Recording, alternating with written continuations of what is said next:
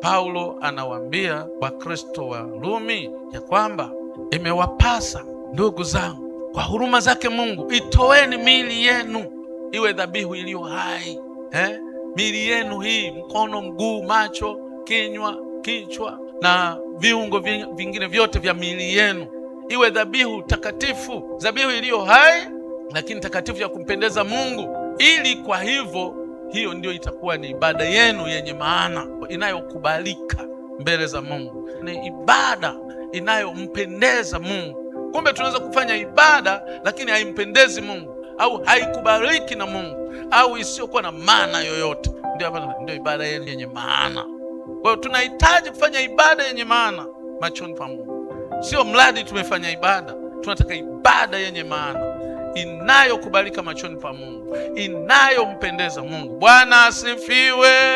Ndiyo hicho Paulo akawa anawaelezea, akasema kwa kujitoa hivyo miili yenu, anasema mnapaswa msifuatishe namna ya dunia hii, msifuatishe mwenendo wa dunia hii. Dunia hii ina mwenendo wake, yaani watu ambao hawajamjua Kristo wana maisha yao, wana mfumo wao wa maisha. Tafsiri za Kiingereza, do not conform to the pattern of this world, yaani tusienende kwa mfumo unaokubalika tu kidunia. Dunia ina mfumo wao bwana, namna wanavyoona mambo yao yanavyokwenda. Bwana asifiwe sana. Kwa hiyo anatuambia msienende hivyo, msifuatishe. Unaona, wala msifuatishe namna ya dunia hii, bali mgeuzwe kwa kufanywa upya nia zenu, mpate kujua hakika mapenzi ya Mungu yaliyo mema, ya kumpendeza na ya ukamilifu. Kumbe inawezekana kwa njia ya kugeuzwa na kufanywa upya nia zetu. Kwa hiyo kuna transformation ambayo inatakiwa itokee katika maisha yetu, kuwa transformed.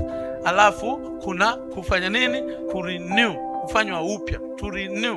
Umeona? Yani kurudi ile hali yenyewe halisi ambayo Mungu anaipenda. Kwa hiyo muwe transformed. Nataka kutumia neno hili, neno transform, mgeuzwe.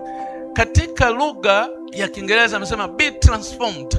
Tafsiri za Kiswahili nasema mgeuzwe. Lugha ya asili Biblia imeandikwa kwa Kiyunani, imetumia neno metamorphosis, ambalo hilo neno wanalitumia hata wanasayansi kuelezea mabadiliko fulani yanayotokea katika viumbe na